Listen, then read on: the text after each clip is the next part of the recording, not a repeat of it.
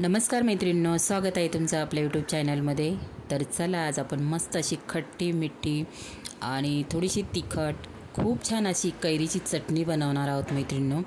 तर तुम्ही नक्की करून बघा। ही चटणी इतकी अप्रतिम लागते, इतकी सुंदर, इतकी छान लागते ना मैत्रिणींनो, मला तर खूप आवडली। तुम्ही अगदी डाळ भातासोबत कशासोबत अगदी चपातीसोबतही ही चटणी खाऊ शकता, एवढी छान लागते ही चटणी।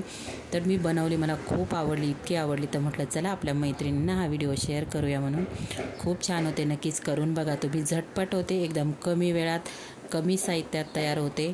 आणि तुम्ही ही चटणी जर बनवली ना तर जोपर्यंत कैऱ्या आहे तोपर्यंत तुम्ही ही चटणी दररोज बनवणार। अगदी मुलांना दिली नाही तर मुलांना म्हणजे मुलं नुसतीच ही चटणी चाटून चाटून खाणार, एवढी छान लागते ही चटणी। तर कैरी घ्यायची आहे, कैरीची मी साल काढून घेतलेली आहे बघा। आणि तुम्हाला साल हवी असेल तर तुम्ही ठेवू शकता, फक्त स्वच्छ आपल्याला धुवून घ्यायची आहे कैरी। साल जर तुम्हाला ठेवायची असेल तर ठेवू शकता तुम्ही, छान लागते तशी पण। मी साल काढून घेतलेली आहे। आता त्यानंतर आपल्याला आतमध्ये कोळी असते, बाजूने मी स्लाईस असे काढून घेतलेले आहे, स्लाईसने काढून घेतले आहेत कैरीचं।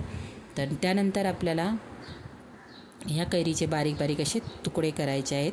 तर मी ते बारीक बारीक छोटे छोटे असे तुकडे करून घ्यायचे आहेत, कारण आपल्याला हे मिक्सरला फिरवायचे आहे। झटपट होते, कमी वेळेत होते आणि एकदम भन्नाट लागते मैत्रिणी, नक्की करून बघा तुम्ही। जसे छोटे छोटे आपल्याला तुकडे करून घ्यायचे आहेत, मिक्सरला फिरवायचे आहेत म्हणून। आणि नंतर आपल्याला कोणत्या कोणत्या वस्तू टाकायच्या आहेत ते पण बघा, आपण काय काय ह्या चटणीमध्ये वापरणार आहोत तर ते पण मी तुम्हाला दाखवते। तर आता इथे मी माझी कैरीचे तुकडे करून झालेले आहेत। आता मिक्सरचं भांडं घ्यायचं आहे आपल्याला। आता त्याच्यामध्ये आपण जी मगाशी कैरी साल काढून घेतलेली, तुकडे करून घेतलेले ती टाकून घेत आहे मी कैरी। मी ते एकच कैरी घेतलेली, मोठी होती। त्यानंतर लसूण घेतलेला आहे मी, आणि कोथिंबीर टाकायची आहे आपल्याला, कोथिंबीर थोडीशी जास्त टाकायची आपल्याला।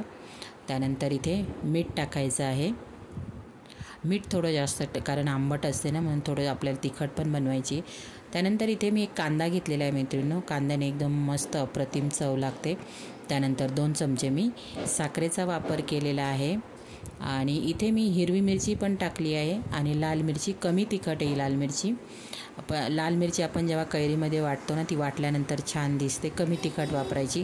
तुम्ही तिखट खात असाल तर तिखट वापरली तरीही चालेल। तर मी हिरवी पण मिरची टाकली आणि लाल मिरची पण टाकलेली आहे।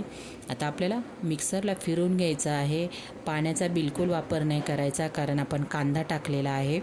कांद्याने, कोथिंबीर आहे, लसूण आहे, त्याने पाणी सुटतं आपल्या चटणीला वाटताना, तर पाण्याची बिलकुल गरज नाही। तर बघा चटणी कशी मस्त झालेली आहे, तुम्ही एकदा चाटून जर बघितली ना, अरे बापरे, म्हणजे खूप छान चटणी झाली, मला केवढी आवडली ना, म्हटलं चला आपल्या मैत्रिणींना पण दाखवूया आपण।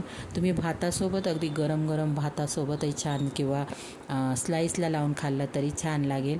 तर तुम्ही ही चटणी कशाबरोबर खाऊ शकता। आणि तुम्हाला फ्रीजमध्ये बनवून तुम्ही फ्रीजमध्ये ठेवली ना तरीही चालेल, भरपूर कैऱ्या आणून बनवून फ्रीजमध्ये ठेवायचं। पूर्वीच्या काळी बघा पाटा असायचा, त्याच्यावरती लसूण, लाल मिरच्या घ्यायच्या आणि त्याच्यावर ठेचायची, तो पण ठेचा मस्त लागायचा भाकरीसोबत, चपातीसोबत। तर आता हे वेगवेगळे असे प्रकार निघालेले आहेत चटण्यांचे, पण ही चटणी नक्कीच तुम्ही बघितल्यानंतर नक्कीच बनवणार, मला 100% खात्री आहे। आणि तुम्हाला पण नक्कीच आवडणार। तुमची चटणी कशी झाली नक्कीच मला कॉमेंट करून सांगा। बाय मैत्रिणींनो।